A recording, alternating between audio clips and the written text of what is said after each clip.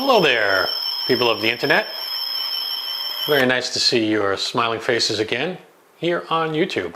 So if you've ever been curious just to how the tricorder worked in Star Trek, you may be equally curious as to how the Nikon menu system works in your Nikon Z series camera, or your DSLR for that matter. It's a little bit almost intimidating to go through because there are a lot of menus and submenus, but in terms of camera brands, it actually is one of the easier to understand menu systems. So hey, you know what? With the help of our trusty tricorder, we're going to go through the menu system and we're going to decipher it and make some sense out of it. So stick around.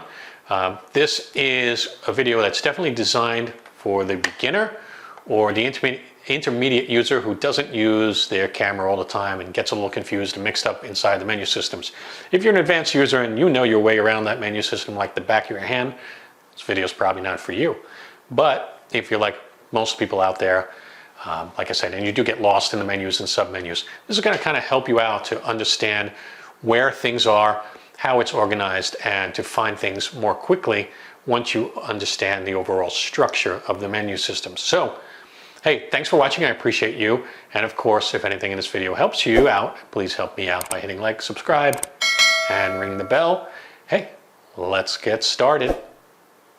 Okay, so welcome to the Nikon Camera Menu Beginner's Guide. Now, even though it's a beginner's guide, I will say that you shouldn't kind of really think of it that way. If you're someone who uses the Nikon system but doesn't use it all the time, I think you're going to find this helpful too. Or if you're just someone who this menu system just baffles you, I think you'll get a lot out of it. But we're going to call it a beginner's guide, but it's fine for your more advanced users as well if you're getting a little bit lost in the menu system. Now, this is the Nikon Z camera menu system. The Z9 is slightly different as it does add some more functions and options, but the layout is exactly the same. Now, in terms of a menu system, across all brands, it's probably one of the easier to use, even though it's a little bit confusing at spots because there seems to be some things that overlap, which makes it challenging sometimes for people to see things or find things in a menu system that they're looking for. But let's start with the top one, which is the playback menu. So the playback menu, as with most of the Nikon menus, does exactly what it says it does. It controls the playback of images after you take a picture. So you snap a picture, you see the image either in the viewfinder or on the back screen of your camera, and what you're seeing or not seeing is controlled here in this playback menu. So you could delete the menu, you could delete the photo. You could change the playback folder or limit which playback folders will be displayed when you're playing back images. Your playback options, there's a whole bunch. Now, this is the information that you're seeing on the back of your camera when you're reviewing an image. So as you're pressing that direction button on the back of your camera, you're seeing more and more information, and that's controlled here. And you can turn this information on and off through that menu. Image review. Now, if you actually shut this off, you wouldn't see any image review at all on playback. So if you took a picture and you see no image afterwards, that's because image review is off. And sometimes you want it that way. So that's controlled here. A bunch of options as to what happens after delete, whether or not they're going to rotate tall when you rotate the camera, whether or not you want a slideshow, and you can rate them there as well. So that is a very quick overview of the playback menu. But the important thing to remember here is what it does. You want to control what you see on the screen after you take a picture, go to the playback menu. So your next menu down is the photo shooting menu. So again, very aptly named, what this menu controls is many of the aspects of what happens when you take a picture and what the settings the camera is going to use. And there are some that you can fine tune in a submenu that we'll see later. But most of the controls for what happens when you take a picture is controlled in the photo shooting menu. So you could reset it. You can change what folder these images are going into, how they're named. That's the beginning name of your image, the sensor area that you're using, and Again, that's something that FX would be the appropriate choice if you're using a Z5, Z6, Z7, Z9, provided, of course, you are using a full-frame lens. The image quality, so whether you're shooting JPEGs, RAWs, etc., it's all controlled here. The image size. Okay, so ISO sensitivity. I'm going to skip some because some are, we can't go through everything here, but I really just want you to understand where to find things, not what everything does. So if you see me skipping some, that's just why. Your color space, dynamic lighting, that's the difference between shadows and highlights in your images, noise reduction, high ISO noise reduction, your vignette control, etc. So flicker reduction, that is especially important if you're getting banding in situations where there's LED lighting, what type of metering the camera is going to use, the flash mode, focus mode, vibration reduction, bracketing, multiple exposures. If you're in JPEG mode, high dynamic range, interval timing for time lapses, time-lapse moving mode, again, for JPEGs, and focus shift shooting. Again, that would be something that we would need to change the camera mode. Not all of these are available in every camera mode. So sometimes you'll see things that aren't available. They're grayed out because there are certain settings that just need to be changed in your camera to activate these. And very often you're going to see a little question mark at the bottom. If you select that question mark, it'll give you a little bit more information about that particular menu item. So if you do see that there at the bottom left corner, you can just tap it and learn a little bit more about that menu option. So that is the photo shooting menu. It is controlling what happens when you take a picture. All right, so next up we have the movie shooting menu, and not surprisingly, this controls what happens when you flip the little lever there on the back of your camera and put it into video recording mode. So when you are recording video, these are going to be the menu settings that the camera is going to use when you're shooting a movie or video. All right, so we can reset the menu, change the file naming if you want a specific name for video, the image area, frame rate and size. So if you want your 4K or you want HD or some of the lower HD settings, that can all be found here. Okay, also your frame rate as well. The movie quality, the file type that it's going to make, your ISO sensitivity, white balance, picture control, noise reduction, again that flicker reduction, metering, your autofocus mode. So you're going to see AF-F in movie menu mode. That's full-time autofocus, and I recommend you do use that. That is not available in photo shooting. That is only available in movie mode. So if your camera's in movie mode, that focus mode is available. If you're in the photo shooting mode of your camera, that is not an available focus mode. Vibration reduction, your microphone sensitivity, etc.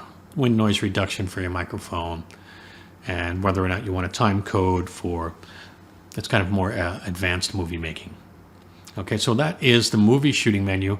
Again, just controlling what the camera does when you're recording video. Okay, so your custom settings menu. Now this is the one that might confuse people a little bit because there's some, what would seem like overlap here, but this is really more for tweaking and fine-tuning how your camera works. And so this is the custom settings menu, the pencil. And if we go down here, of course we can reset, but we go to A, that's autofocus. So now this is really fine-tuning how autofocus works, right? So we can change what the shutter button does when we are using focus, priority, tracking, whether or not we want to use face and eye detections, how many focus points, if they're stored by orientation, meaning whether you're shooting in portrait or landscape mode or horizontal and vertical, depending on how you want to call it. Autofocus activation, limiting the modes, whether or not your focus points will wrap around when you reach the end of the screen. Low light autofocus, whether or not you want the built-in autofocus assist illuminator on. So that's basically your autofocus. Next up in the B section is metering and exposure. So we have how many steps for exposure control, meaning how many f-stops. So 1/3 of an f-stop, we could change that to a half step, right? Easy exposure compensation, center weighted area, what that size looks like, right? We can fine tune our exposure, what the shutter release button is going to do, whether or not it's going to lock our exposure, the options for the timer, etc., and the delay for power off. So, all right, so next up is shooting and display, which I know you kind of think, well, that kind of overlaps with the photo shooting menu, but it's just, again, think of it as a fine tuning, right? So this is how many frames per second we can shoot in, continuous low, the maximum amount of frames we can release, sync modes, whether or not there's a delay in the exposure when you press the shutter release button, the type of shutter, which by the way, leave in auto, okay? Limiting the image area, how you want your file numbers to be labeled, what settings you want going into your live view, whether or not you want to use the framing grid, some control over the focus peaking highlights, and then some options for continuous mode, right, which you would definitely want that on. All right, from there, bracketing and flash, so some fine tuning of that, and this isn't really a repeat, so this is a little bit more straight up, I guess, because we do have flash covered in the photo shooting menu, but again, this is just a little more tweaking. So the sync speed of the flash, and again, that's going to be determined by the particular flash brand that you have, the flash shutter speed, exposure compensation, auto ISO, whether or not you're using a modeling flash, some bracketing, the order that bracketed photos will be taken in, right? So some basic fine tuning there. Now controls, there's a whole video I have on modifying your controls, but I have a video on customizing the iMenu, so by all means take a look at that, right? That'll show you how to customize your iMenu. Oops, sorry about that. Custom controls assignment, so that's customizing the buttons on your camera and lens. And again, I have an entire video on that as well. What happens when you press the OK button? What happens when you press the shutter speed and aperture lock buttons? Right, your custom command dials, etc. Reversing the indicators. So a whole bunch of control there. And now, again, a little bit redundant, right? We have movie again, right? So, but this is a little bit different because now you're customizing what the I button does when you're in movie mode, what your camera buttons do when you're in movie mode. So you can have different buttons set up for movie mode and photo mode. Again, with the OK button, your autofocus speed and tracking sensitivity, and your highlight displays. Right, so that's the custom settings menu. It's really a fine tuning of settings. All right, next up is your setup menu. So I want you to think of the setup menu almost like you would think of a computer, right? So if you wanted to change, say, the date or time on your computer, you'd go to settings, right? If you're going to change something on your iPhone, most of these things are in settings. So think of setup menu as the settings of this camera. So you could format the memory card here, save certain settings or reset things, choose the language, the time zone and date, how bright the screen is, the color balance of the screen, how bright the viewfinder is, information display on the, whether it's dark or light, right, on your photo, some fine tuning for lenses and saving the focus position, cleaning the image sensor, which you definitely should have on, by the way. Definitely put that on auto cleaning. It's a little confusing, but it should be set to that. Clean it shutdown is a good option to use. Right, so whether or not you're putting copyright information in, whether or not the camera beeps, some options for HDMI, location data, the wireless remote, airplane mode, right, connecting to a PC, your battery, what happens if there's no card in the camera, and of course updating the firmware. So that's all done through the setup menu. Think of the setup menu as the settings of the camera, similar to how you would think of the settings on your computer at home. Next up is the retouch menu, and this is one that I'm hesitant to even show you because it's just something that I don't recommend that you ever do. But what does it do? The retouch menu, it lets you retouch images within the camera itself. And there may be times when you need to do this. Maybe you need to resize or straighten an image that you've taken, for, I guess, immediate display straight out of the camera, maybe for a wedding photographer or something along those lines. But this is something that, honestly, if you have the opportunity, and you should, download your pictures and do them on your computer or your tablet. Use Lightroom or a program like that. Retouching a photo in the retouch menu in the back of your camera is just really not something that you should be doing. Okay, so next up is the My menu, and My menu is the ability to basically put shortcuts into the menu system. So these are the things that you most often use in the menu, and you have the ability to place them here in the My menu. I do have a video on how to do that.